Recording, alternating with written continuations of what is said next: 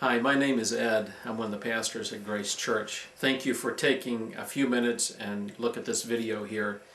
I want to share something with you that is scary.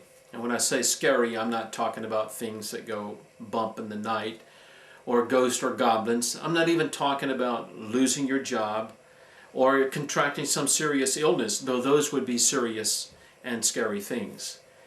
Let me explain it this way. Let's play one of those word association games. I'm going to say a word, and then I want you to respond with your first thoughts and feelings, your first reactions to what I say, okay? You ready? Here we go. Here's the word. Evangelism. Now already, rushing through your mind are thoughts and feelings, and some of them may be scary thoughts or feelings like, that's not for me, that's not what I do.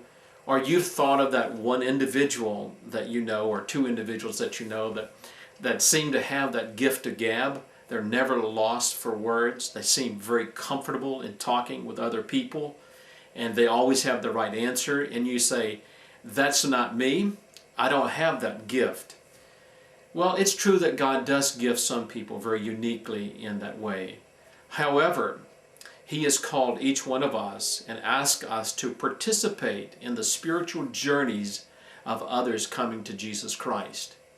Let's look at it from just a little different perspective for a moment or two. The Apostle Paul wrote a letter to some of his friends in another city, in the city of Thessalonica. These were people that he had visited before. And in writing to them, he reminds them of what he did when he was with them. And he says, in 1 Thessalonians chapter 2, verse 8, he said that we were desirous not only to share the gospel of God with you, but our lives as well. Now think about that just for a moment. That's pretty revolutionary. What Paul has just said to us is this, that there is more to evangelism than simply sharing the 4 points of the gospel. Now that is absolutely essential. We need the gospel shared. But what he's saying is this, is that we share our lives as well. You see, God has placed certain people within your sphere of influence that you may contact them and interact them and share your life with them. Too often we think of evangelism that's something that happens on a missions trip, or I have to be a part of a special team. But that's not true. Nowhere in the Bible will you find support for that. You will find support for this, is that you already have a network of people that you know and that you have come in contact with. And God has placed you there for a reason. It's your circle of influence. Every one of us has one. Christian and non-Christian alike has a circle of influence. There's a biblical term for that circle. The New Testament is written in the Greek language, and the Greek word for that is oikos. Oikos means household. Now when you and I think of household, we think of those mother, father, son, daughter, all of those who are living under one roof. But that's not the biblical concept of household. Oikos means family, friends, and associates. Everyone has an oikos, and everyone is a part of someone else's oikos. The difference for the Christian is that God has bringing people in and out of your oikos that you may influence them with the gospel of Jesus Christ. Let's say, for example, that there are 50 people within your oikos. Now here's the reality. You cannot have an in-depth relationship with 50 people all at the same time. I think that's probably impossible. However, you can with 8 to 15 people. And these are people that God has strategically placed in your sphere of influence that you may share your life with them. I call these 8 to 15 people extended family. Now, that number will differ for various people. Some people may have 25 people, some 2 or 3.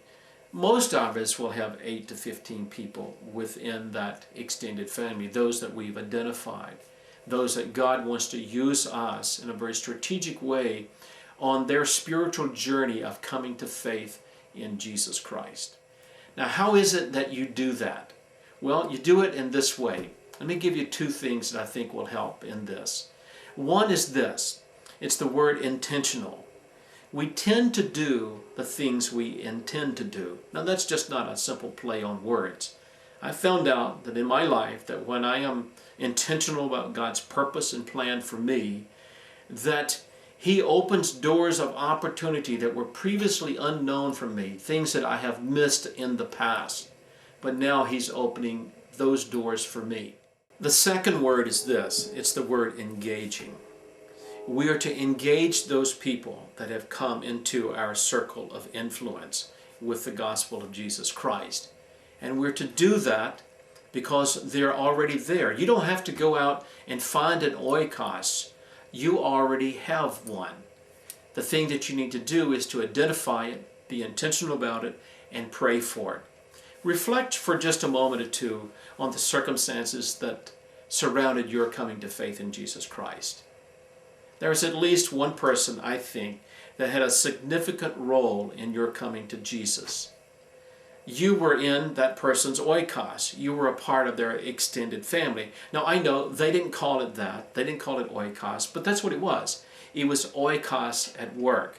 They intentionally engaged you as they influenced you with the gospel of Jesus Christ by sharing their lives with you.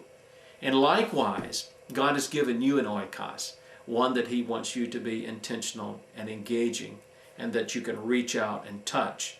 That's what we're to do. Now, I realize that that's scary, but I want to encourage you in something. I want to even exhort you in this. I want you to jump off the deep end of the pool and get in the water. I mean, the water is great. The experience is absolutely out of this world. So I'm asking you, would you join myself and others as we identify our oikos, and then we intentionally engage them by sharing our lives with them and the gospel of Jesus Christ? I pray that God would give you wisdom to know what to do and the courage to do it. On this same web page, there are a couple of other links that will help you get started in this process. May God bless you as you do that.